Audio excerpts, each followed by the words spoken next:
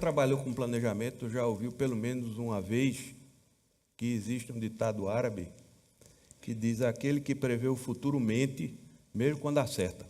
Então eu vou me comprometer com vocês a falar de forma cautelosa para não ser acusado de mentiroso, mesmo se acertar. Sobre o mundo, o que eu acho que é importante destacar nesse ano que passou, e se a gente já começa a projetar alguma coisa para o futuro, é esse governo beligerante dos Estados Unidos. Já tínhamos falado um pouco sobre isso o ano passado, termina se concretizando como algo, felizmente, até agora é inoperante e inócuo.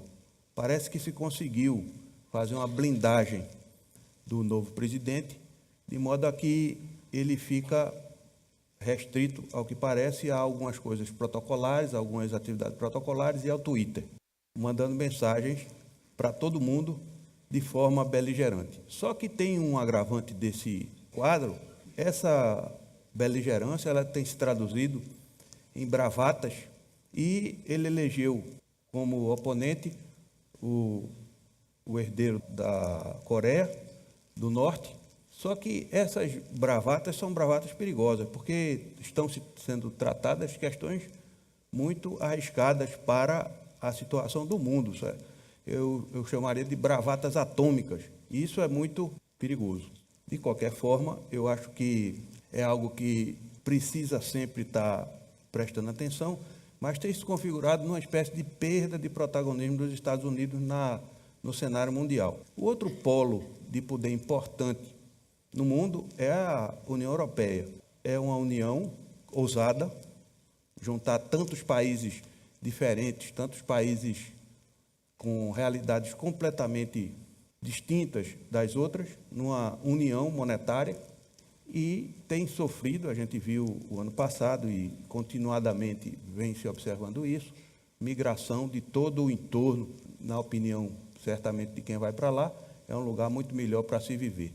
Só que isso tem trazido complicações, confusões para dentro da Europa. Nós temos observado também o fortalecimento dos movimentos radicais, nazistas, extremados, que tem se traduzido, inclusive, na eleição de governos de extrema-direita. Observamos com um misto de curiosidade e esperança o que aconteceu na França, com a vitória de Macron, só que também não se sabe direito o que é que isso vai, em que isso vai redundar, porque houve uma completa reformulação partidária e está sendo testado, o que de novo drena a energia do continente com experiências novas. E, mais recentemente, nós todos acompanhamos a questão do separatismo se acentuando, como foi o caso da Catalunha, uma coisa dificílima de negociar. O governo central fez uma intervenção, a Catalunha declarou independência, imediatamente declarou que não era exatamente aquilo, ou seja, conturbação. Então, enquanto de um lado nós temos uma perda de protagonismo dos Estados Unidos por conta dessa situação, digamos, pelo menos inusitada, dessa presidência, nós temos uma Europa conturbada e fragilizada. No próprio continente euro-americano, temos a famosa esfinge russa, que não se sabe exatamente qual é a política internacional ou geopolítica pretendida pela Rússia, mas que notamos que ela é bem operosa, embora não saibamos exatamente o que a gente pode traduzir como uma espécie de esfinge russa nesse ambiente mundial conturbado. E quem vem se notabilizando pelo fato de que vem assumindo esse protagonismo que, de certa maneira, vem sendo deixado de lado pelos Estados Unidos por conta dessa peculiaridade, é a China, com a eleição, inclusive, eleição, não sei se é exatamente, mas a designação desse novo dirigente como o novo grande timoneiro chinês. Foi consagrado agora no Congresso do Partido Comunista.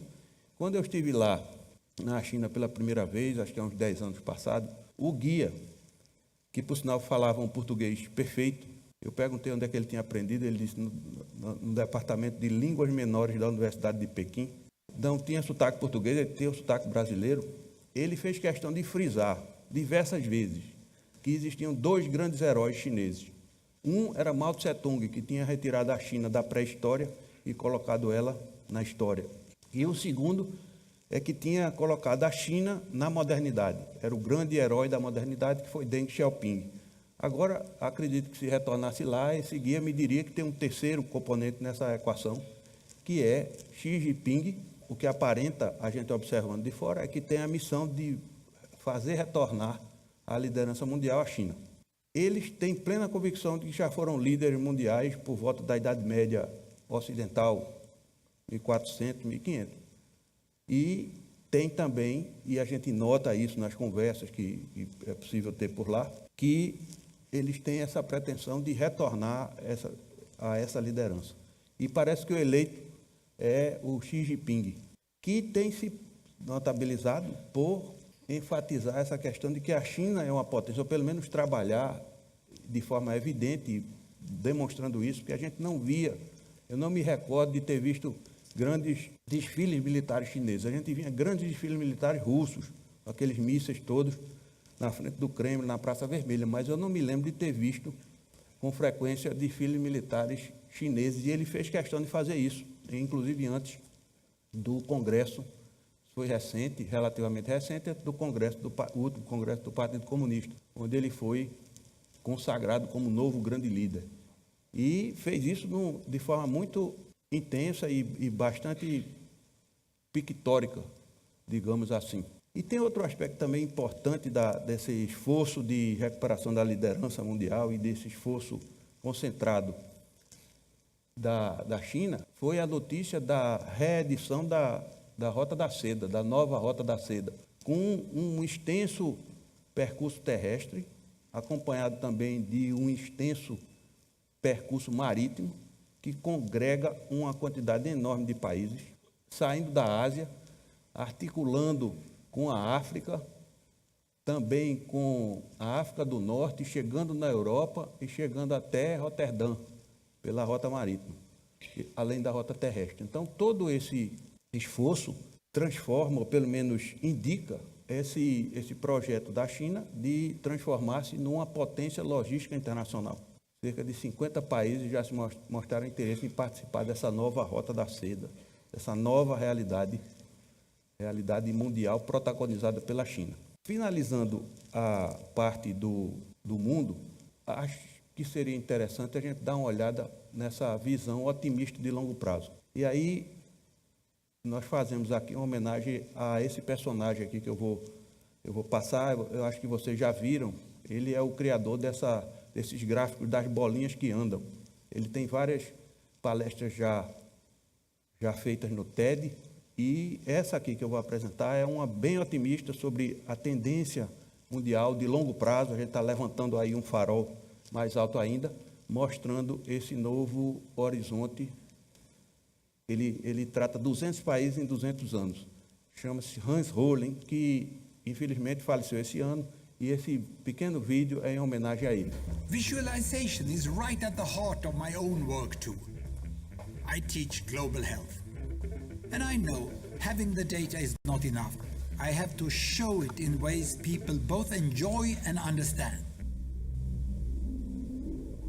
Well, what you have seen in the last few minutes is a story of 200 countries shown over 200 years and beyond. It involved plotting of 120,000 numbers. Pretty neat, huh?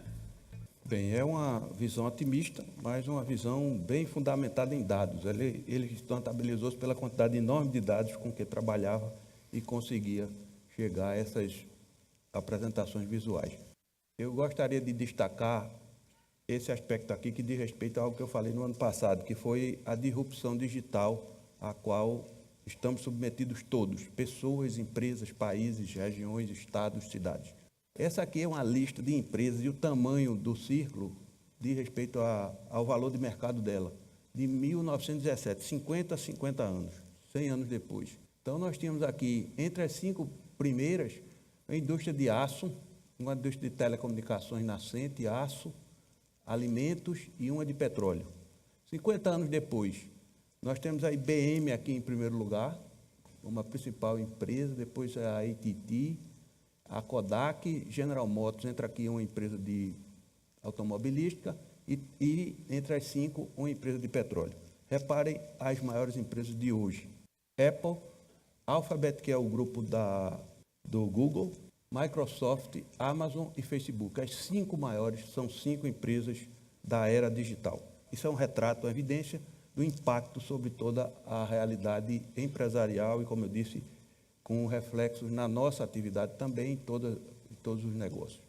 Para falar do Brasil, embora essa não seja uma boa imagem, mas infelizmente a situação do país parece se concentrar em Brasília, os problemas parecem se concentrar em Brasília, mas tem uma coisa muito importante chamar a atenção logo no início. Essa era a configuração do centro da meta, do teto da meta e do piso da meta projetado para a inflação. Nós tivemos essa inflação de quase 6% em 2013, em 2014 de 6,42%, em 2015, da passagem da eleição, e quando foram liberadas as tarifas, a inflação passa para 10, quase 11%, e aí começa a cair, e cai de forma abrupta aqui, abaixo, inclusive, do centro da meta. Esse ano, a previsão, inclusive, é que seja em torno de 3%. Eu tive a oportunidade de falar o ano passado sobre isso, e para mim era muito evidente que para tirar a inflação daqui para aqui, fazia-se necessário uma brutal recessão. Foi o que de fato aconteceu. Inclusive o mercado ele já começa a falar de alguns índices de inflação abaixo de 3%. Curiosamente aqui, quando a gente observa o IPCA, que é esse aqui em azul, e a inflação da alimentação no domicílio, olha o que foi que aconteceu. Foi muito mais dramático, foi quase 17%. E como a queda é acentuada por conta do bônus, se a gente pode chamar assim, agrícola, porque a produção agrícola foi muito forte nesse ano e condicionou essa inflação aqui que está negativa. A inflação de alimentos está negativa no conjunto, na cesta de alimentos. Isso aqui foi queda de Dilma, manutenção de Temer. Nós estamos vivendo a pior crise da história documentada. Aqui é 1900. E nós estamos aqui, a anterior, à crise atual, o crescimento negativo acumulado de 7%, foi a Grande Depressão nos 2 anos, 1929 e 1930, em 1930, as duas juntas aí, 5. Nesse momento, o que é curioso é que a cada grande queda dessa, a partir de 1930, nós temos um movimento político subsequente. Então, nós tivemos, depois da Grande Depressão, a Revolução de 30, depois aqui, desse período pós-guerra, a redemocratização de 45, vejam também que caiu bastante aqui. Aqui nós tivemos o golpe militar de 64, depois desse período de queda enorme aqui. Também nesse período de recessão, período hiperinflacionário, tivemos a Nova República. O impeachment de Collor aqui, depois do plano Collor, também foi uma queda enorme. E depois dessa grande crise atual e depressão, a recessão, ao impeachment de Dilma. Como a gente pode ver, para cada movimento desse de queda da economia, temos um movimento político subsequente, geralmente muda o regime político. Nós estamos vivendo, isso aqui é o PIB do trimestre contra trimestre do ano anterior, e vemos aqui que o vale da história foi dezembro de 2015. Aqui foi o ponto mais baixo da recessão. A partir daqui começa essa subida, e nós estamos na perspectiva de esse ano subir, botar a cabeça fora da linha d'água. Esse trimestre a trimestre também é a variação do PIB, e como a gente vê aqui, olha, no primeiro e no segundo trimestre, é possível que nesses dias a gente veja um terceiro trimestre, a contabilização do terceiro trimestre até um pouco negativo. A perspectiva é que, ao final deste ano, do ano 2017, haja um crescimento positivo da ordem de 0,5 a 0,7. Então, a saída da crise está aqui. Isso é uma evidência de que a crise começa, do ponto de vista econômico, a se reverter. Outro indicador importante é o da indústria. Em setembro, ela começou a crescer positivamente, consolidado da indústria. Outro é a geração líquida de empregos, previsto para esse ano. Nós tivemos, nos 2 anos aqui, essa queda líquida de empregos e uma previsão de, em 2017, ter um crescimento positivo. Uma coisa importante de chamar a atenção, curvas das 4 grandes crises pelas quais passamos. Essa da Grande Depressão, isso aqui é o ano base, o ano que iniciou. No terceiro ano, no ano 3, ela já estava positiva, ascendente. E essa vermelha, que foi a crise da dívida dos anos 80, aqui no 4º ano, ela estava ascendente. Com o fisco da poupança, também no 4º ano, já estava ascendente. A crise atual, ela está aqui, no terceiro ano, ela ainda estava embaixo. A perspectiva, o cenário pessimista é que o crescimento seja assim, ou seja, ela vai crescer de forma muito mais moderada do que as outras crises, e o cenário otimista é que o crescimento seja assim, ou seja, ela só vai estar fora no 7º, 8º ano. Só vai chegar no ponto inicial no 7º ano, talvez, 8º. Essa é uma característica da crise atual. E mais ainda, esse previsão aqui de Jorge Arbach, ele hoje é economista do chefe do Ministério do Planejamento, essa é a taxa de crescimento do PIB per capita. E essa aqui é o crescimento do PIB per capita estimado. Vejam que para atingir o mesmo patamar do início da crise, nós só vamos chegar aqui em 22 ou 23. Essa aqui foi o resultado da grande perda de riqueza que houve nesses 2 anos de recessão profunda. E sabe-se também, esse é o aspecto que precisa ser considerado, que a necessidade de ajuste fiscal será enorme. Graficamente, a gente pode mostrar o seguinte: isso aqui tudo é superávit, está acima do zero, é superávit. Quando chega em 14, 15, déficit em 16, um déficit dessa ordem, em 17 vai ter outro dessa ordem. Então, o esforço fiscal necessário para sair daqui e ter um superávit, indispensável a manutenção da dívida no patamar em que chegou, 80%, vamos precisar de um esforço fiscal da ordem de 300 a 350 bilhões. É esse aqui o desafio do próximo presidente, para que o ciclo de retomada do crescimento da economia se mantenha sem sobressaltos nos próximos anos. E isso vai precisar ser feito com uma carga tributária que já chega perto do limite. Isso aqui é um gráfico que a Veja fez, que tem alguns produtos como a cerveja, que a carga tributária é de 55%. O relógio é 55%. Ainda bem que a gente não precisa mais de relógio, né? Fica o computador resolve, o celular resolve. O celular não está aqui não, né? Está 39, é mais barato, né, se ela comprar celular. Mais barato do ponto de vista tributário. Agora tem um negócio chamado curva de Laffer. Isso foi inventado, sistematizado por Arthur Laffer, que foi assessor de Reagan, Ronald Reagan. Ele fez essa curva aqui, depois de diversos estudos, e mostra o seguinte, que existe um nível aqui onde há alto incentivo para pagar imposto. E essa área daqui é um alto incentivo para sonegar. Segundo estudos, diversos estudos posteriores a eles, que esse ponto de imposto ideal é 33%. A gente já passou dele, 34%, 35% da carga tributária no Brasil. Para complicar um pouco mais, nós estamos aqui perto do limite da curva de Laffer. Falando um pouco de política, deixando a economia para lá, resumindo, o ciclo econômico ele retoma depois da recessão acontecida. Ele vai voltar a crescer porque caiu demais. É natural dos ciclos econômicos acontecerem isso. Olhando a política, esse foi a capa do The Economist do governo Lula. Eu me lembro que eu expus ela lá em 2009, 2010. Depois nós tivemos aqui com Dilma, Lula, o Cristo Redentor decolando, e com Dilma, o Cristo Redentor caindo. Nós tivemos aqui essa capa com Temer, que é o Brasil aqui no meio, na saída da recuperação. Aí eu pergunto a vocês, qual será a quarta capa do The Economist? Alguém tem algum palpite? A Veja já ensaiou qual seria a quarta capa. Quer dizer, nós vamos ter um governo daqui para frente, já demonstrou isso, com popularidade é muito baixa. Está aqui essa pesquisa de Ibope, CNI, de setembro. A taxa de aprovação dele, ótimo e bom, é 3%. Ele perde para mais de erro. Regular 16% e ruim e péssimo 77%, subindo. Ele é um dos líderes mais impopulares do mundo. Atingiu essa marca. Isso aponta para um cenário político mais provável para o governo dele de deterioração política, né? Vai cada vez mais. Ele começou com uma base maior e, aliás, eu já vi dizer que não é um presidente que tem uma base, mas é a base que tem um presidente agora. É ela que determina. Então, a tendência vai ser a deterioração política do governo, e provavelmente ele termina o governo, e esse fenômeno aqui, sarneização do governo Temer. Talvez seja isso que nós tenhamos pela frente.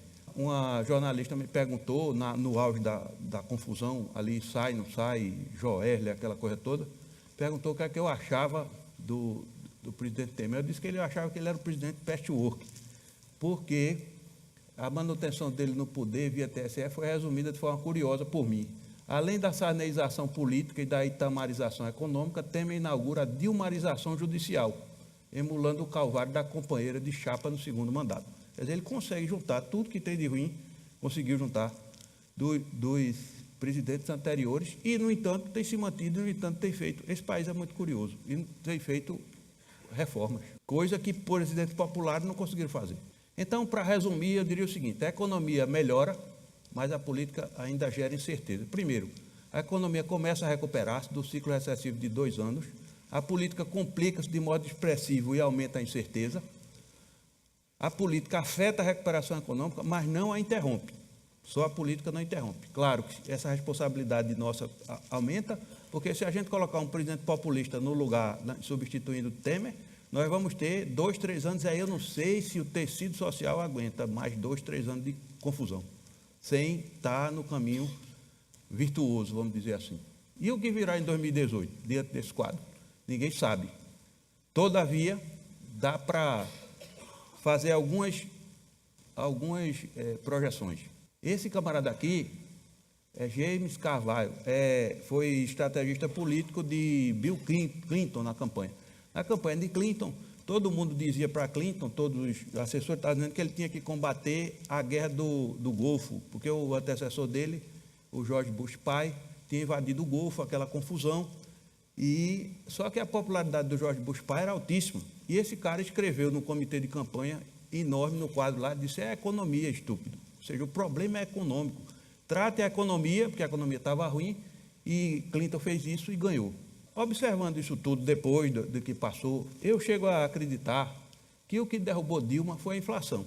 Foi aquela inflação lá, descabida. Quer dizer, vai subindo. Se ela, num país de memória inflacionária como a nossa, se a gente não tivesse encontrado uma maneira de interromper a inflação, nós estaríamos com a inflação de 15, 16, 17, porque somos um país ainda indexado. Todos os contratos preveem correção monetária a cada ano ser renegociado. Então, a economia, olhando em retrospectiva, observando o que Carvalho disse, elegeu Collor, foi a economia que elegeu Collor, e derrubou ele. Depois que ele confiscou o dinheiro de todo mundo e teve uma bruta recessão. Elegeu e reelegeu Fernando Henrique, elegeu e reelegeu Lula, elegeu e reelegeu Dilma, inclusive os argumentos que não mexe nela porque está indo bem, não sei o quê, e derrubou Dilma. A hipótese é que ela deve ajudar, a economia deve ajudar a eleger o sucessor de Temer. E a gente já vê coisas do seguinte tipo, né? O número de pessoas desocupadas vem caindo trimestre a trimestre. Lentamente, mas vem caindo. E Meirelles quer ser candidato a presidente. Já diz uma fonte, ele já afiliou seu partido, já disse outro dia que se não der para ser presidente pode ser vice. Então, a hipótese viável, eu diria que é um cenário de crescimento de 4%, já que vai haver esse bônus eleitoral desse governo, que ele vai precisar, de alguma maneira, seja com candidatura direta, seja apoiando uma outra candidatura, ele vai precisar, o que está chamando hoje, garantir o legado de Michel Temer. Então, ele vai influenciar na próxima eleição. E é possível que aconteça um pico de crescimento no segundo semestre eleitoral, num cenário pré-eleitoral. PIB deve crescer, pode crescer em torno de 4% no pico. Bom, nós temos também a evolução da taxa de juros, com isso melhora a economia, ela caiu, nós vamos ver nos próximos dias, provavelmente terminar o ano com 7%, e eu finalizo essa parte com algumas recomendações. Todo mundo diz assim: você não é consultor? O que é que você recomenda? Não, mas eu estou aqui para ajudar. Não, consultor, não está recebendo dinheiro, por que não diz o que a gente deve fazer?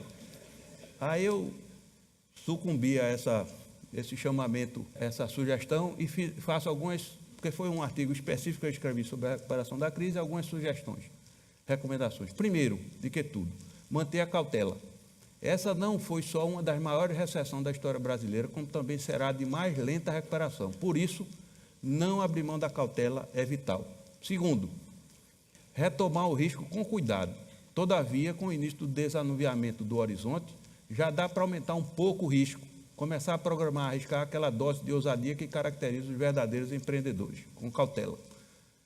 Preparar os colaboradores. Houve um tumulto geral, teve que sair gente, demissões, etc. Outra coisa importante é começar a preparar os colaboradores para o novo ciclo de crescimento dos negócios, que muito provavelmente não terá o vigor do anterior, mas que deve acompanhar a recuperação cíclica da economia. Quarto, reforçar a escuta do cliente. O cliente hoje está completamente diferente. Para ajudar a preparar a nova fase de desenvolvimento que começa a se esboçar, afinal, a crise prolongada promoveu também mudanças significativas nos hábitos do consumo dos clientes. Significativas. E quinto, preparar-se para a quarta revolução, aquela que eu falei no final do mundo, aquela coisa que está mudando tudo. É essencial promover um mergulho mais amplo possível naquilo que já se convencionou chamar de disrupção digital. Há quem diga que estamos vivendo a quarta revolução industrial, provocada pela digitalização da vida cotidiana e dos negócios. Existem setores empresariais inteiros sendo reestruturados e mesmo totalmente revirados pela revolução digital. Não dá para perder esse bonde. E aí eu deixo vocês com o Fábio e os 2 cases que nós vamos apresentar, vamos ter a oportunidade de conhecer em seguida, que falam um pouco dessa quinta recomendação. Muito obrigado por enquanto, até mais. Primeiro case, que é o case da Inloco Media. Fundada em 2011 no Recife, a partir de um projeto criado por alunos do curso de Ciência da Computação da UFPE, a Inloco é pioneira na América Latina no mercado de soluções baseadas em dados geolocalizados, análise dos dados de geolocalização dos dispositivos móveis e publicidade em smartphones.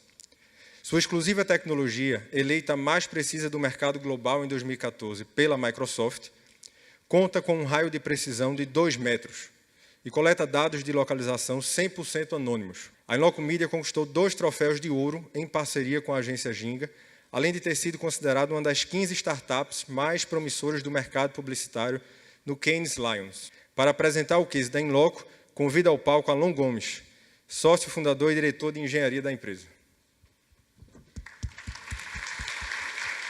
Como o Fábio falou, eu sou Alan, eu sou um dos fundadores e diretor de engenharia da Inloco. Isso quer dizer que eu estou responsável por cerca de 80 engenheiros. A Inloco é uma startup que nasceu aqui em Recife, mais especificamente no Centro de Informática da Universidade Federal de Pernambuco, em 2010, que foi basicamente quando eu comecei o curso. E foi lá que eu encontrei outros 7 nerds. Na época, eu estava fazendo computação e encontrei esse grupo aí num projeto de faculdade. Lá, a gente conheceu uma teoria criada por esse senhor bem carismático chamado Mark Weiser. Mark Weiser foi um dos líderes técnicos da Xerox PARC. Muitos conhecem a Xerox por ter distribuído as impressoras em todo o mundo, mas eles tinham um ramo, uma branch, chamada Xerox PARC, que deu luz a uma inovação que a gente usa até hoje. Há várias inovações, entre elas o monitor colorido, nasceu na Xerox PARC, o mouse nasceu na Xerox PARC. Conta a história que Steve Jobs foi lá poder assistir o que eles estavam fazendo para poder roubar algumas ideias. Mark Weiser criou uma teoria. Ele separou a computação em 3 grandes eras. A primeira era, a era dos mainframes, um computador compartilhado por várias pessoas. É a era em que aqui a IBM se deu muito bem. A segunda era, a era dos computadores pessoais. Uma pessoa agora tem 1 ou 2 computadores, é a era que a gente está vivendo agora. A gente tem um celular, um notebook e um tablet. Nessa nova era, que Mark chamou de era da computação ubíqua, haverão milhares de computadores ao redor das pessoas, assim como a eletricidade é hoje. A gente tem aqui eletricidade ao redor de todo esse ambiente, tem eletricidade nos nossos bolsos, tem eletricidade no nosso pulso. A mesma coisa vai acontecer com computação. A gente vai chegar num momento em que todas as interações humanas vão ser mediadas por um computador, desde a cadeira em que vocês estão sentados até o ar-condicionado. E nesse momento, a computação irá parar de ser tão proativa e será mais reativa. Hoje, a gente pergunta para o computador. A gente vai lá e busca. Eu quero comprar um smartphone. Eu vou e faço uma busca. Nesse novo momento, o computador proativamente vai fazer algumas coisas. Vou dar um exemplo. Imagine que eu consiga entender que todos vocês estão aqui nessa sala e a gente está tendo uma reunião. E automaticamente eu poderia deixar todos os celulares desligados ou no silencioso, sem ninguém mexer. Se o ar-condicionado tivesse computação, automaticamente eu poderia ajustar a temperatura para a quantidade de pessoas que há aqui. Embebido por essa ideia, meio que baseado nela, a gente pensou, como é que a gente pode tornar isso real? Como é que a gente pode colocar isso na prática? E a gente percebeu que contexto importa muito nessa nova era. E que localização é uma forma de entender o contexto dos usuários. E foi então que a gente começou a brincar um pouco com o GPS. E a gente percebeu que, para esse tipo de aplicação, o GPS era uma tecnologia que não funcionava. Por quê? Ele tem um erro de cerca de 30 metros. Imagine eu dizer que você está num restaurante e errar por 30 metros e você está numa loja de sapato. São dois contextos bem diferentes. Um, você quer almoçar ou jantar, e no outro, você quer fazer uma compra. E foi então que, ainda na faculdade, a gente criou uma tecnologia que é 30 vezes mais precisa que o GPS, com a precisão aí de 2 a 3 metros, que em 2014 viria a ser aí classificada como uma das tecnologias mais precisas do mercado. Bonito, a gente criou uma tecnologia, estamos na faculdade, decidimos então empreender. E aí a gente precisava de um escritório, de um lugar para trabalhar. Como todo estudante, a gente não tinha dinheiro. Esse daí foi o nosso primeiro escritório. Essa é a casa onde eu morava até 6 meses atrás. A gente tirou a cama do meu quarto para a gente poder trabalhar. Eu ficava bem próximo da Federal, a pedido do meu pai, para que eu pudesse estudar.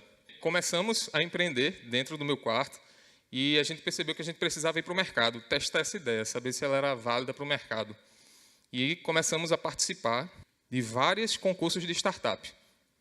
Inúmeros. A gente começou a ganhar alguns concursos, entre eles o Desafio Brasil e vários outros. E aí a gente percebeu, essa ideia vai dar coisa, tem coisa aí. E como toda ideia, a gente precisa botar ela em prática, e para botar uma ideia em prática, a gente precisa de investimento.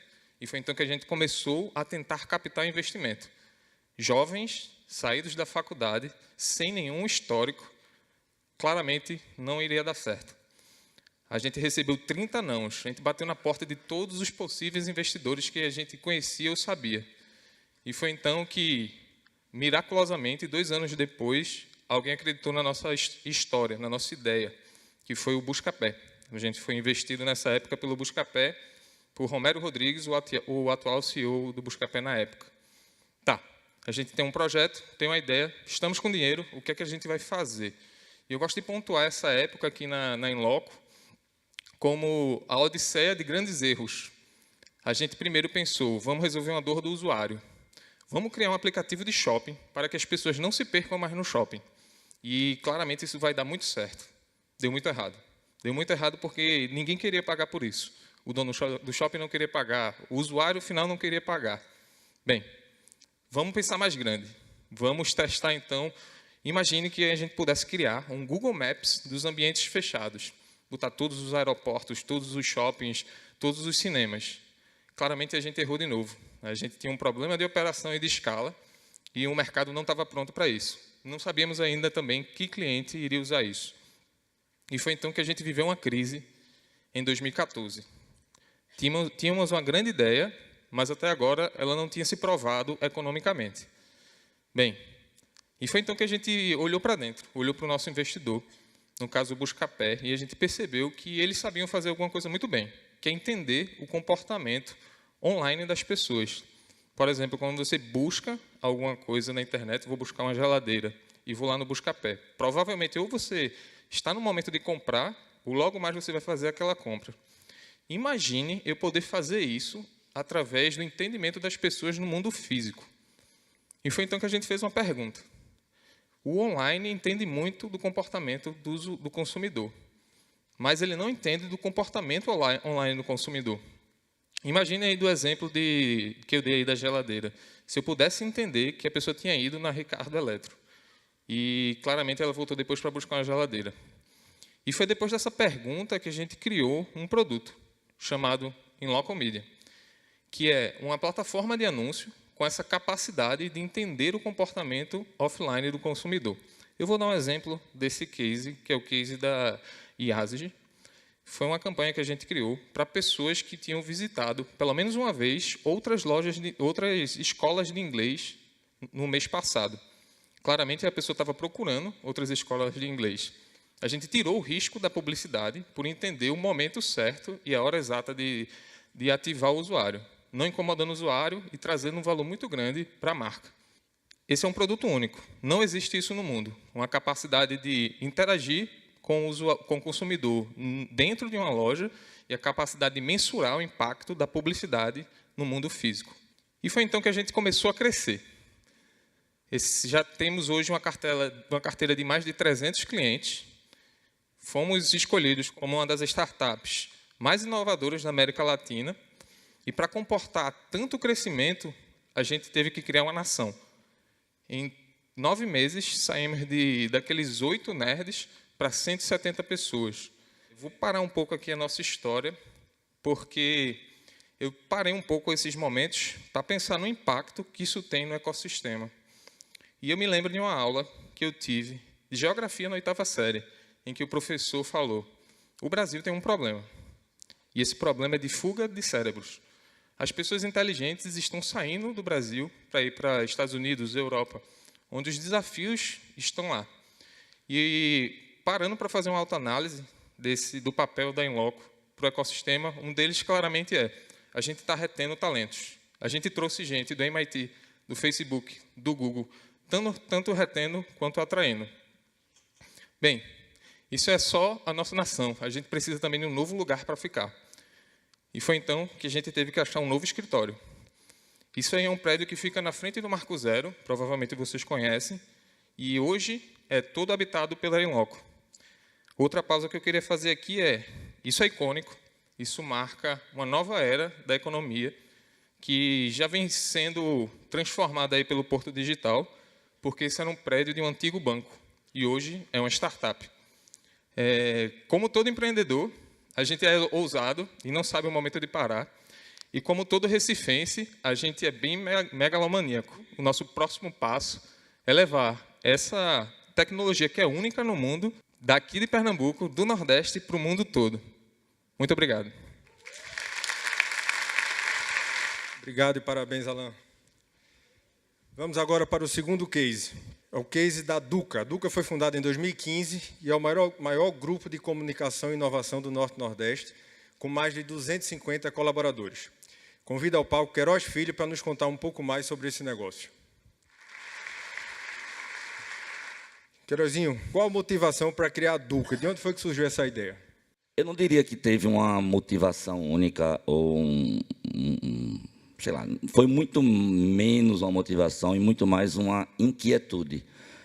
A gente está vendo já há alguns anos a transformação do nosso negócio, comunicação. Então, o nosso negócio está se transformando muito e a gente não podia ficar ali no berço esplêndido, né? A Ampla teve os melhores anos dos últimos 42 que ela está fazendo de vida agora em janeiro, o 2014, 2015. Em tese, anos de crise, anos, né, difíceis. E a gente podia ter ficado ali paradinho, o negócio estava tudo bem, mas essa inquietude que eu estou te falando fez a gente repensar e a gente tinha certeza, como tem hoje, mais do que nunca, que essa transformação passa pelo digital. E a gente precisava estar antenado, mais do que antenado, estar preparado para fazer isso. E aí fomos buscar gente com expertise, inteligente, para formar esse grupo, que não é, na verdade, um grupo de comunicação ou de agências de publicidade, mas sim um grupo que agrega empresas que têm a ver com comunicação, mas não necessariamente com a publicidade. E entre os nomes que a gente foi buscar, o primeiro foi Silvio Meira, um cara que, de certa forma, dispensa apresentações e que faz parte do nosso grupo como o estratégico, um consultor estratégico que está, nos últimos 2 anos, trazendo para a gente um conhecimento e uma expertise junto com todas as lideranças do Grupo Duca para a gente poder fazer essa transformação. Como é que funciona essa rede de articulação de negócios sinérgicos, né? Vocês têm, por exemplo, empresas que em algum momento chegam até a concorrer. Como é que essa concorrência é administrada? As empresas, elas são sinérgicas, sim, e são concorrentes, sim. E a gente faz questão que essa concorrência permaneça, é salutar, porque as empresas têm as suas individualidades.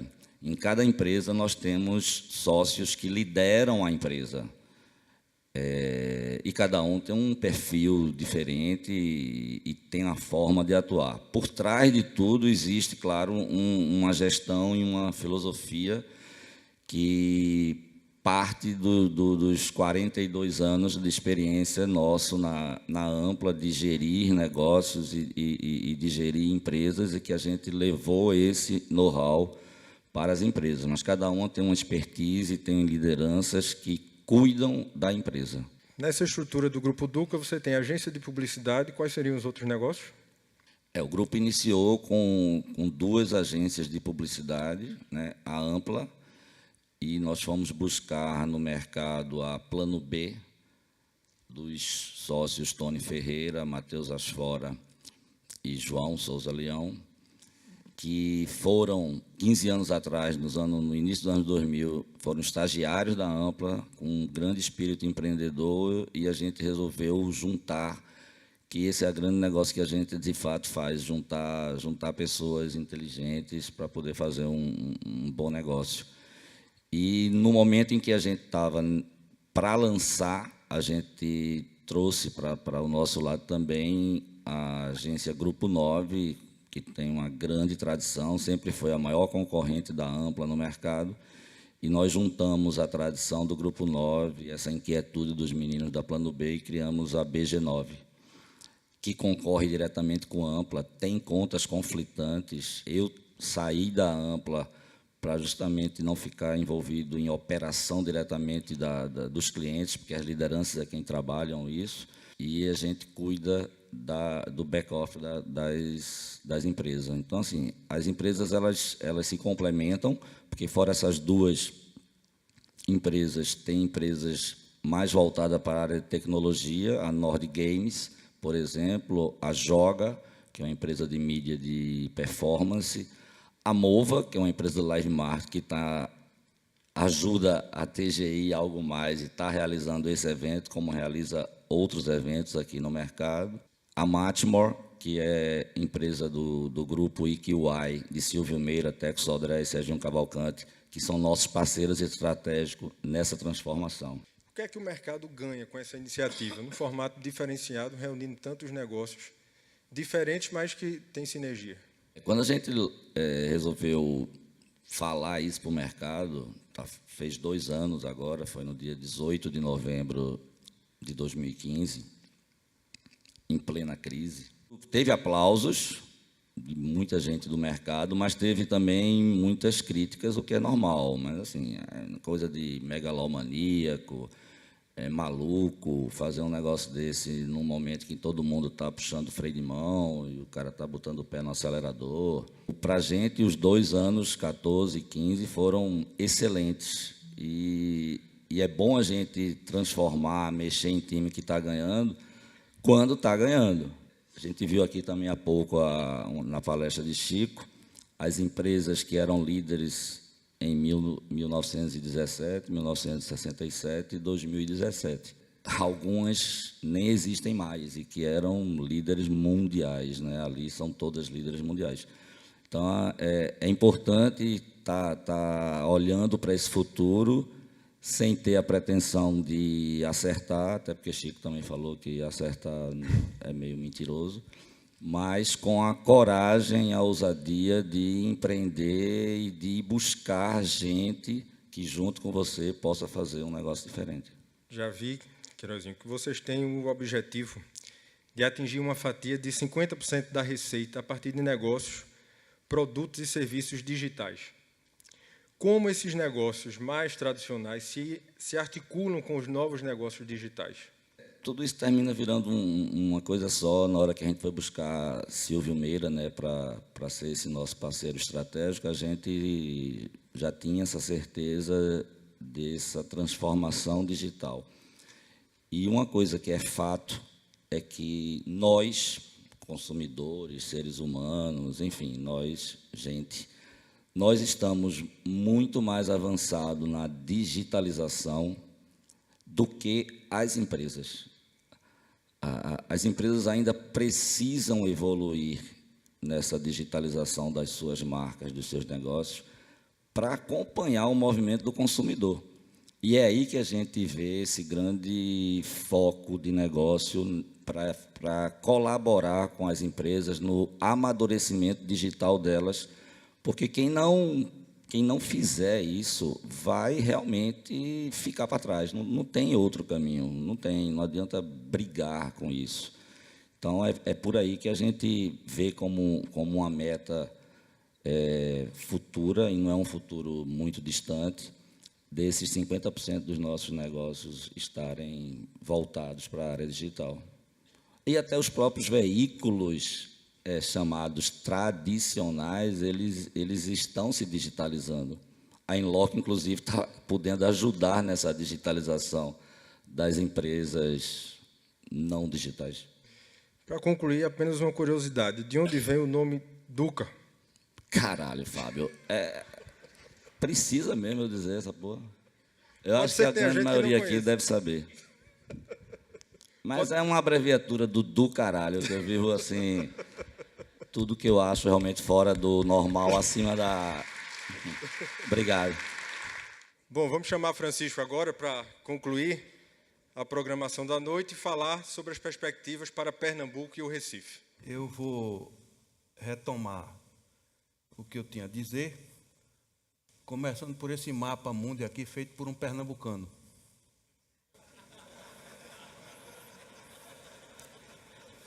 Aliás, é por uma pernambucana, chama-se Lucia Alcântara.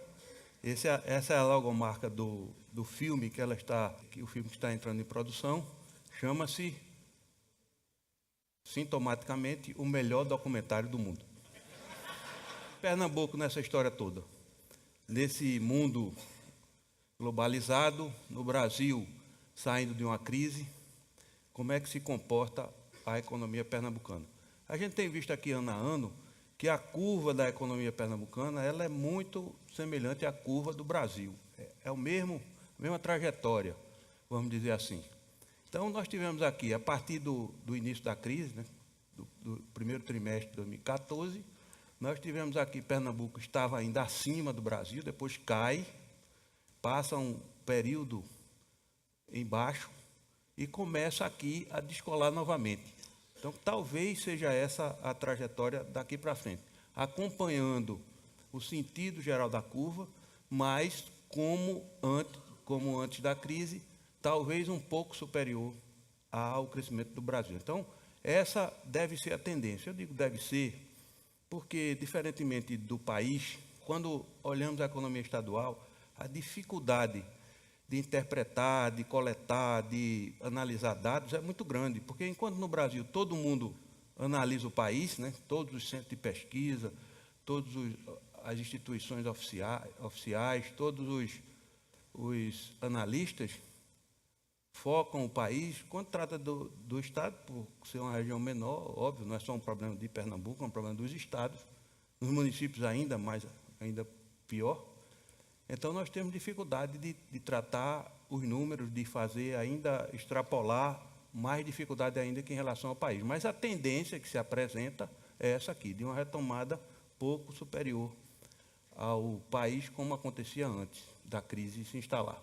E aí aparecem as informações, né? Pernambuco lidera o ranking da geração de empregos.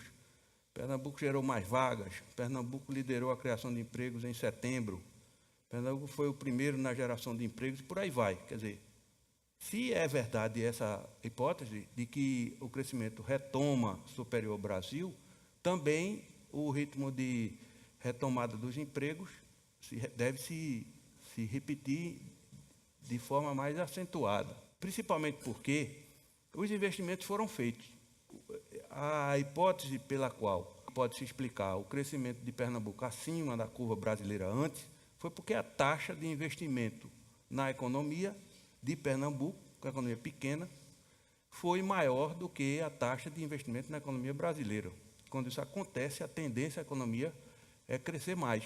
E aí estão os exemplos, não foram só investimentos públicos, foram investimentos privados também, muitos investimentos privados. Esses investimentos foram feitos, essas fábricas estão rodando, fábricas e negócios estão rodando, e a tendência é que isso continue atuando na economia e tenha um efeito benéfico da geração de empregos pós-crise. Outras informações também, essa aqui é do Centro de Liderança Pública, é o ranking da competitividade brasileira. Aí Pernambuco aparece aqui, nesse local aqui, bem atrás dos estados, principalmente do sul do país, à frente dos outros do norte e alguns outros do norte e nordeste.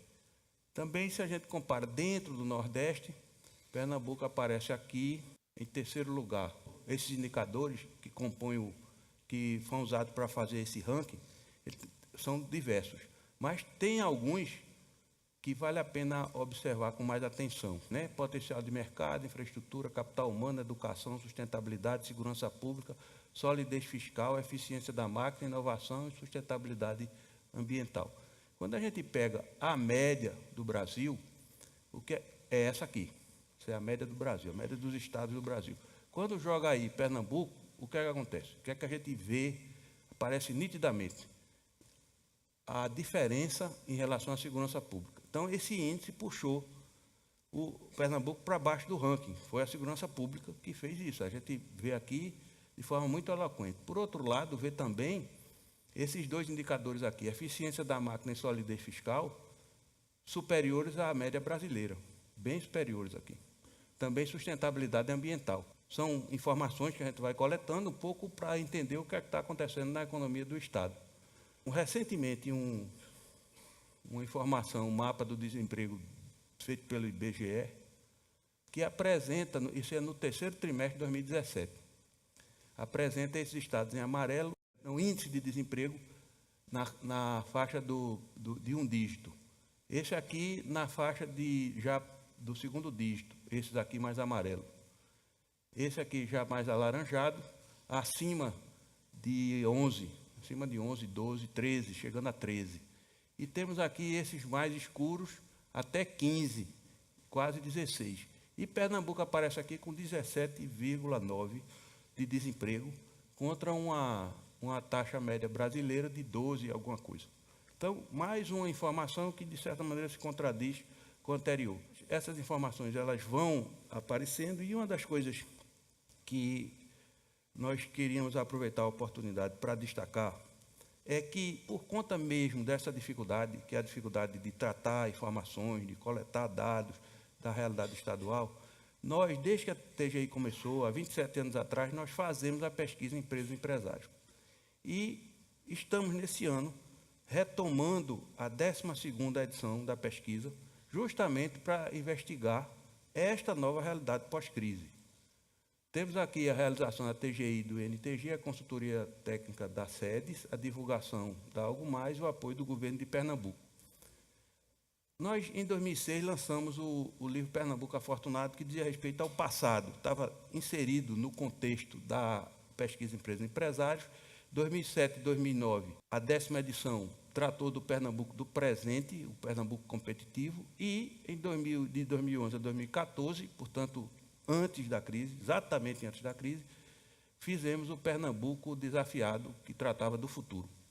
Só que, por isso que é difícil antecipar o futuro, porque não estava antecipada essa crise aqui. A crise aparece, ela se instala de forma bastante forte no país inteiro, em Pernambuco em particular. E agora? E a partir daqui, o que é que vai acontecer? Por isso que estamos tratando agora da edição de 2018. Inclusive, já começamos a tratar com algumas informações preliminares, com o Conselho Estratégico Pernambuco Desafiado, Algo Mais Pernambuco Desafiado. O conselho foi montado justamente para acompanhar a pesquisa também, com algumas matérias sobre o que é que está acontecendo na realidade estadual. E vocês receberam, todos, quando entraram aqui, receberam uma pasta transparente dentro da agenda e um envelope, uma outra pasta de papel com um questionário da pesquisa Empresas e Empresários. E aqui eu aproveito a oportunidade para fazer esse chamamento a vocês, essa solicitação. E aí está dentro da pasta, está o formulário. Esse formulário a gente já fez um teste, em torno de meia hora para responder, quer dizer, é uma coisa que pode ser feita com tranquilidade. O nosso apelo é esse, da dedicação de meia hora de vocês para responder essa pesquisa, porque é muito importante para essa nova realidade, é muito importante para a realidade de Pernambuco e para conhecimento mais ainda. Se já é difícil trabalhar com informações macroeconômicas, o que dizer de informações relativas à empresa? Então, essas são mais raras e mais difíceis ainda. Portanto, essa colaboração de vocês é essencial. E eu chamaria a atenção para um aspecto apenas, mais, que é o seguinte: a última página dessa pesquisa, ela pede a descrição de um caso. Todos nós, para estarmos aqui hoje, ouvimos aqui 2 relatos, e um relato específico que foi impactado pela crise, que foi o caso do Grupo Duca, fizeram alguma coisa para poder sobreviver à crise, ultrapassar a crise. Então, nós solicitamos aqui, nessa última página, a descrição de um caso, de uma boa prática realizada pela empresa. E todo mundo fez isso, eu tenho certeza absoluta. Eu, como empresário, como sócio da empresa de consultoria, sei que fizemos, e fizemos muita coisa. Por conhecer os clientes, sei que eles fizeram também. Então, o que a gente pede é um relato simples, não precisa ser detalhado. Basta, se tiver alguma dúvida, nós temos aqui o e-mail para consulta e para apoio. Se quiser que vá alguma pessoa lá ajudar, também a gente disponibiliza. O importante é que esses casos sejam sistematizados, porque a gente precisa de exemplos. As pessoas precisam ver o que é que as outras estão fazendo em termos de atitude de boa prática para a saída da crise. Portanto, eu finalizo esse trecho de Pernambuco com esse reforço dessa solicitação. Respondam à pesquisa e nos enviem, que nós processaremos e vocês tomarão conhecimento do resultado delas, e isso servirá para realimentar as nossas discussões, os nossos entendimentos. E, para finalizar, o Recife. Há quem diga que o país e o Estado são ficções geográficas. O que acredita que está no Brasil está em Pernambuco. Agora, na cidade, não. A cidade, você saiu de casa, já está no trânsito. Se chover, tem dificuldade de se locomover por eventuais alagamentos. Se acontecer qualquer outra coisa, a realidade econômica também se manifesta na cidade. Ser empregado na cidade, trabalha na cidade, vive na cidade. Cidade é algo muito mais concreto no dia a dia nosso. Falando sobre o Recife, uma das coisas que a gente vem tratando sistematicamente a cada encontro desse, sobre a realidade da cidade, eu já tive a oportunidade de falar mais de uma vez da ausência de planejamento de longo prazo. A nossa cidade é uma cidade que, durante muito tempo, ela não fez planejamento de longo prazo. Todos nós, nossas vidas particulares, as empresas, as organizações, precisam de um horizonte de tempo mais largo. E a cidade primou por focar o curto prazo. É mérito desta administração atual ter retomado esse processo de planejamento de longo prazo, com o projeto Recife 500 anos, com o projeto Parque Capibaribe, com o projeto Ilha de Antônio Vaz, em parceria com a CDL do Recife, o projeto Centro Cidadão, em parceria, isso aqui é parceria com a Universidade Federal, o Centro Cidadão com a parceria com a Universidade Católica, mapeamento das áreas críticas, áreas críticas, a macrodrenagem também, o plano de mobilidade que está sendo elaborado, centros secundários, é um trabalho que está sendo feito, revisão do plano diretor, que vai se iniciar por uma obrigação legal. Depois de 10 anos, o plano tem que ser revisado. Então, são iniciativas que estão em curso, são iniciativas importantíssimas, que levantam o horizonte, e todos nós precisamos nos envolver, nos cientificar, conhecer e nos envolver com essas iniciativas, porque diz respeito ao longo prazo da nossa cidade. Eu vou destacar o Parque Capibaribe, que eu faço isso toda vez, pela importância essencial que ele tem, por ser uma iniciativa que dialoga com o futuro, não só dialoga com o futuro e longo prazo, mas dialoga também com o presente, na possibilidade que ele foi pensado como uma espécie de Lego, de ser construído de forma articulada e modular. Então, nós temos aqui essa visão, que eu acho sempre encantadora, do rio como grande ativo urbanístico que ainda temos, o rio Capibaribe, urbanístico, ambiental, e que consegue ainda recosturar o terreno da cidade. Essa aqui é uma perspectiva da Beira-Rio das Graças, que foi ajustado o projeto original para ser de acordo com as diretrizes do Parque Capibaribe. Eu já tive a oportunidade de falar isso o ano passado. Essa aqui é outra perspectiva.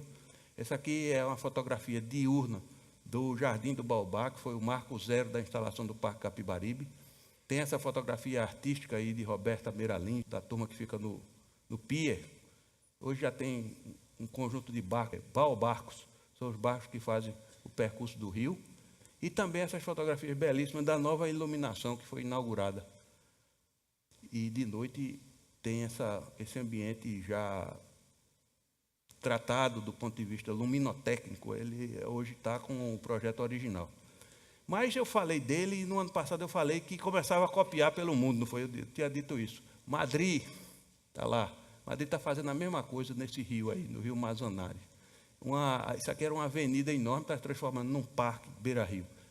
E como sempre acontece, Paris também copiou o Recife e resolveu fazer isso na margem do Sena, transformar aquelas avenidas, inclusive de velocidade rápida, em parques. Já tinha a praia do Sena, transformaram em parques. Paris, não satisfeito com essa imitação, Nova York também, agora é Nova York, está aqui, na margem do rio Hudson, construindo um novo uso da margem.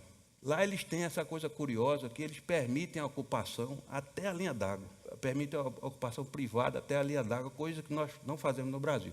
Vocês vejam aqui, isso é ocupação privada. Todavia, eles estão criando isso aqui, que é uma nova ocupação, essa é pública, e fazendo com que a margem seja pública. Isso é uma coisa muito importante pela realidade de Nova York. Então, também Nova York copiou o Recife. Está aqui outro exemplo da margem, e esse é o nosso rio, o grande ativo. Onde eu andava por todo canto, onde eu terminava, batia no rio.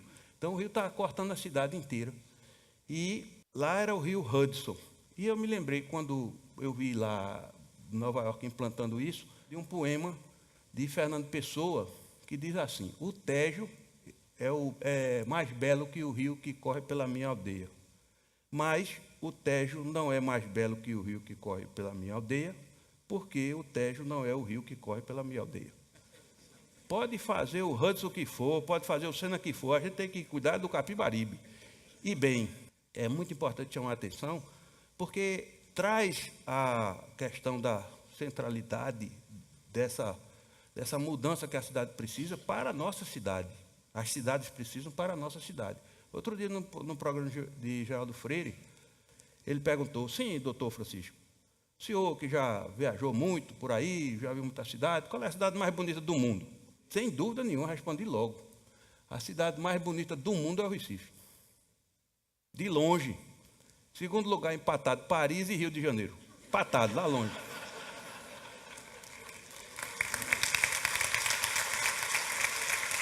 Isso por quê? Porque houve um determinado momento, acho que ficou a espécie de moda de falar mal da cidade, né? Que tinha dificuldade, não sei o quê. Toda cidade tem dificuldade, principalmente no Brasil. E aí eu me lembrei também de Francisco de Oliveira, que foi adjunto de Celso Furtado na Sudene, trabalhou lá no edifício JK. Ele diz assim: uma cidade é sonhada, é mítica ou não é cidade. Ou a gente considera que a nossa cidade é a melhor, ou tem todos os requisitos para ser, e se não é ainda, a gente precisa cuidar para que ela seja, e é responsabilidade nossa também. As pessoas dizem assim: sim, mas como viver a cidade se a gente vive no meio dessa insegurança? Sim, a insegurança de fato aumentou nos últimos tempos, embora o sentimento de insegurança seja muito maior do que a própria insegurança. E o que é que se faz quando esse sentimento ele termina dominando tudo? Eu também lembrei tratando desse assunto, de um poema extraordinário de um poeta pernambucano chamado Alberto da Cunha Mello. Ele diz o seguinte, chama-se Divagações sobre o Mesmo Medo. O medo cria músculos e sólidos ossos na nuvem do céu. O medo aumenta o perigo e diminui os homens. O medo aumenta o perigo e diminui os homens. E as mulheres também. Eu tenho notado isso. As pessoas cada vez veem a história do carro, dentro do carro, resolver o carro, fechar o carro, blindar o carro. Nenhuma cidade vai para frente assim, nem a gente. Então, o que é que, para nós que trabalhamos isso, discutimos isso, parece essencial? Outro dia, eu saindo de um cliente ali uma reunião com um cliente ali na Posto da Panela, empresarial que tem lá, me deparei com essa casa aqui. Uma casa do muro baixo. Isso aqui é um muro, tem mais aqui, ó. Isso é um muro baixo, com uma cerca de pitanga. Isso é um pé de caju. Do lado de cá, um muro alto, vocês estão vendo aqui. Esse aqui também é alto.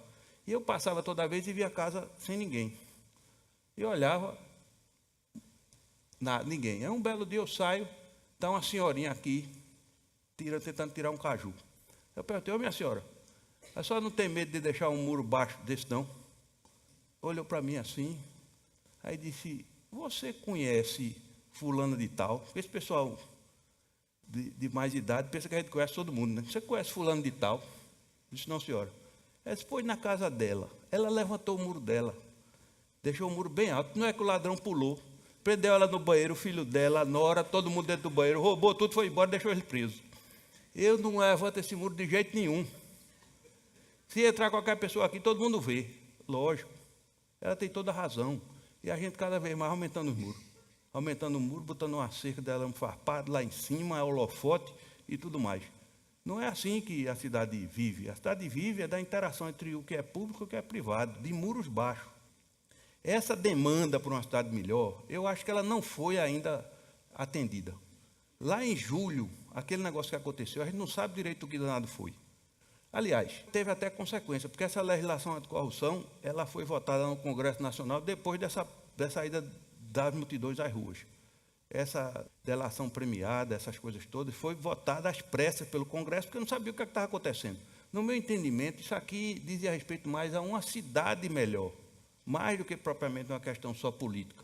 Falava de hospitais padrão FIFA, falava da mudança do país, dizendo que era rede social. Essa demanda, verás que um filho teu não foge à luta, foi até o Congresso, mas ela dizia muito claramente das dificuldades da cidade, dessa grande dificuldade que nós tivemos no Brasil, que foi esse processo de urbanização terrível. E aí, trazendo de novo para o Recife, isso não foi atendido, isso a qualquer momento pode voltar, como voltou na época do impeachment, em parte, mas isso está represado, mas aconteceu uma coisa muito curiosa, que era importante, nós achamos que era importante compartilhar com vocês. É o movimento da sociedade civil, da sociedade articulada pelas redes sociais. Nós já temos isso em Casa Amarela, chama-se Casa Amarela, Instituto Casa Amarela Saudável e Sustentável. Esse é Casa Amarela, é Casa Amarela. Criaram uma horta, sejam bem-vindos a ervas aromáticas, condimentares, medicinais. Tem atuado de forma articulada, os horários fizeram lá uma chamada horta comunitária. Nós temos também a prática do Poço da Panela, com o jardim secreto, fizeram um jardim na área remanescente junto do rio Capibaribe. Essa área aqui toda foi tratada e transformada numa horta também. Isso foi feito de forma quase espontânea pelas associações, pelas pessoas. Primeiro jardim colaborativo, esse pessoal, inclusive, com articulação com o pessoal do INSIT, do Parque Capibaribe, sementeira, berçário, tudo isso vem acontecendo. Tem a Associação por Amor às Graças, que inclusive teve um papel muito importante na mudança do projeto do Rio, lá no bairro das Graças, vem promovendo cafés da manhã na Calçada das Graças, vem promovendo, acho que serestas também, e festa de São João. Setúbal, que inclusive quer se transformar em bairro, tem também um coletivo desse e articulado pelas redes sociais, que promove também encontros e saraus e troca de livros. E uma coisa importante, tem articulação com a Polícia Civil, com a Polícia Militar, com as entidades do setor público, com a Prefeitura, com o Legislativo. É uma coisa quase que espontânea, isso vai acontecendo, muito ajudado pelas redes sociais. Essas coisas que a gente viu aqui que estão acontecendo e, como o Carolzinho disse, nós estamos mais digitalizados do que as empresas. E as comunidades se digitalizam. Então, Casa Forte, inclusive, aqui eu participo, eu moro no Parnamirim, mas eu digo que meu coração está em Casa Forte, para poder participar desse grupo aí. Aqui está Braga, Jaime Asfora, Paulo da Mata, essa bolsa aqui é em Lourbe. Montamos o processo lá de bairro legal para transformar a 17 de agosto no trecho de Casa Forte, numa avenida que segue todas as regras. A gente está olhando aqui um buraco, como é que resolve esse problema. E também fizemos uma visita ao Compaz, saímos andando lá de Casa Forte, subimos o Alto Santa Terezinha até o Compaz, aí o pessoal meio combalido ao chegar por lá. E também caminhadas noturnas, que o povo diz, olha, é perigoso demais, de noite é horroroso, cheio de ladrão, cheio de coisa. Fizemos caminhada noturna, inclusive no Parque de Santana, que está muito bem iluminado e policiado. Tá aqui, isso aqui é o Parque de Santana. Bom, isso tudo feito e articulado pelas redes sociais. Está aqui a Associação por Amor às Graças, o coletivo Setúbal, Casa Amarela, Saudável, todas elas têm página no Facebook, o Jardim Secreto, a Associação Poço da Panela. E também fizemos este ano, criamos esse ano, o movimento Olhe pelo Recife Cidadania a Pé, que foi resultado das caminhadas, tanto as caminhadas do Migueira quanto as caminhadas Olhe pelo Recife, e cada vez juntando mais gente. Eu não sei mais nem como é que guia tanta gente, porque eu sabia guiar 10, depois 20, depois 30, 50, 60, 100, 120, 160, eu não sei mais como é que faz, sem megafone, sem nada. Bom, até agora não aconteceu nenhuma tragédia, espero que não aconteça. Mas, de qualquer forma, está aumentando, mas isso é uma coisa positiva, porque isso vai sendo articulado também pelas redes sociais. Lançamos o 10 Mandamentos do Pedestre do Recife, que detalha, mandamento a mandamento, as responsabilidades e deveres do pedestre. Para concluir essa parte do Recife, outro dia me perguntaram, tudo bem, você fica falando aí de andar pela cidade, mas como é que isso se aplica à empresa? Aí eu fui pensar no assunto, escrevi um artigo e aí eu queria concluir com isso. Quais são as recomendações de articulação disso que acontece na empresa com o que acontece na cidade? Precisamos, isto sim, articular a empresa com a rua e vice-versa. Essa história de viver encaixotado entre as paredes reais, as virtuais ou virtuais corporativas é demasiado empobrecedor. Saindo à rua, o gestor não só cuida dessa articulação vital, como também pratica o exercício mais natural que existe, que é a caminhada. Raciocina melhor, incrementa a criatividade, exercita a cidadania ativa. E aí, do último parágrafo, afinal, como disse com muita propriedade a escritora norte-americana e ativista da vitalidade das ruas, Jane Jacobs, ainda na década de 60, cidades ativas, diversificadas, intensas, contêm não só as sementes de sua própria regeneração, como energia suficiente para irradiar soluções para problemas e necessidades além dos seus próprios limites, inclusive os limites das empresas e organizações contemporâneas. E eu faço uma conclamação a todos no final do artigo, mas também aproveito para fazer para todos, que nós precisamos voltar às ruas, a usar a rua como referência da nossa atividade cotidiana, seja articulando com a empresa, seja para andar mesmo. E aí Gisela providenciou esse filme da caminhada para reforçar essa coisa de que todos foi uma caminhada Burle Marx, do Jardim de Burle Marx. Começamos no Palácio do Governo, terminando na Praça de Casa Forte, com muita gente combalida, mas contente porque conseguiu cumprir o objetivo. Eu queria concluir a nossa apresentação, agradecer muito a vocês, agradecer a Inloco, ao Grupo Duca, a Queirozinho, pelo prestígio a esse evento e desejar um bom final de ano, um 2018 ainda melhor. Nós vamos sair dessa, como saímos de outras crises. Vai demorar um pouco, vai precisar de mais perseverança, mas vamos sair. O meu muito obrigado pela TGI, pela Algo Mais. Como o ano passado e o ano atrasado eu tinha falado das flores, e me perguntaram, vai ter flores esse ano? Aí eu providenciei. Todas essas flores que eu vou deixar vocês com elas, são flores que foram fotografadas por mim na rua. Eu não saí para fotografar flor, eu encontrei a flor, e aí tirei a fotografia nesse verão, porque tem esse negócio.